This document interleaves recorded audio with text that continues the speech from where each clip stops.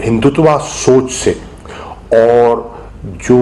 ظلم اور بربریت اب ناقابل برداشت ہو گیا ہے اس کے خلاف جو ایک عوامی رد عمل ہے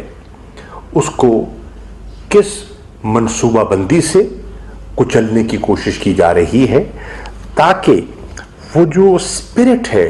ان کی کشمیریوں کی اس کو دبایا جا سکے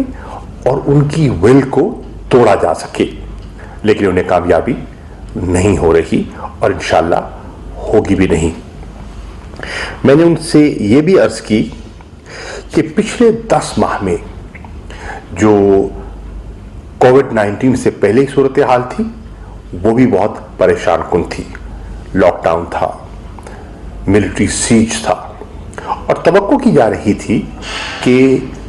کووڈ-19 کے آنے کے بعد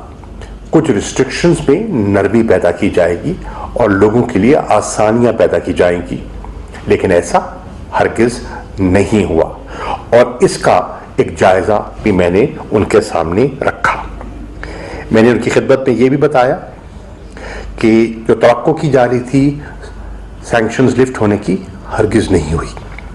ہسپتالوں تک رسائی آج بھی نہیں ہے، ادویات آج بھی نہیں ہے، اور جو کورونا سے متاثر ہیں وہ تڑپ رہی ہیں، ان کی نگہداشت مناسب طریقے سے نہیں ہو رہی۔ میں نے یہ بھی بتایا کہ کس طرح حریت لیڈرشپ کو، سینئر لیڈرشپ کو نوجوانوں کے علاوہ کس طرح پابند سلاسل کیا گیا ہے اور وہ سب جیلوں میں ہیں، نظر بند ہیں، ہاؤس اریسٹ میں ہیں۔ سید علی گیلانی کو ہاؤس اریسٹ میں 10 سال سے زیادہ عرصہ گزر گیا ہے۔ یہ دنیا کی سب سے بڑی اوپن پرزن ہے آج مقبوضہ کشمیر۔ تو اس صورتحال سے بھی ان کو آگاہ کیا گیا۔ کشمیری میڈیا کے ساتھ جو سلوک روا رکھا جا رہا ہے اس پر بھی میں نے جو تازہ میری معلومات تھیں میں نے کانٹیکٹ گروپ سے شیئر کی اور زمینی حقائق ان کے سامنے رکھے، کس طرح مرد اور خواتین جرنلسٹ کو زد و کوب کیا جا رہا ہے، کس طرح ان کی آواز کو مزل کیا جا رہا ہے، اور کس طرح ان کی آواز کو نہ صرف دبایا جاتا ہے اور ان کو دھمکایا جاتا ہے، اور جو دھمکی میں نہیں آتے ان کو کس طرح پابند سلاسل کیا جاتا ہے۔ میں نے ان کو یہ بھی بتایا کہ 5 اگست کی جو آبجیکٹو ہے ان کا وہ بڑا واضح تھا، اور اس کی میں نے تشریح ان کے سامنے کی کہ ہندوستان چاہتا کیا ہے۔ ہندوستان نے جو 5 اگست کے جو میجرز لیے اس کی پیچھے سوچ کار فرما کیا ہے۔ تو پہلی چیز تو یہ ہے کہ وہ ان کے تشخص کو مٹانا چاہتا تھا، اور آپ نے دیکھا کہ مقبوضہ کشمیر کو 3 حصوں میں تقسیم کیا گیا تاکہ ان کی شناخت مٹ جائے۔ ہندوستان وہاں ایک ڈیموگرافک چینج لانا چاہتا ہے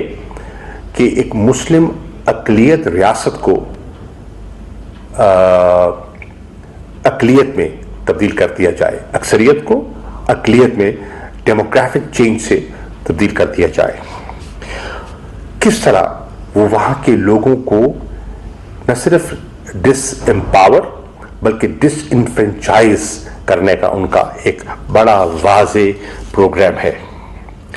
کس طرح ایکسٹرا جوڈیشل کلنگز جس کو کہتے ہیں نا ماورائے عدالت ہلاکتیں وہاں ہو رہی ہیں، فیک انکاؤنٹرز کا میں نے ان کے سامنے ایک نقشہ رکھا۔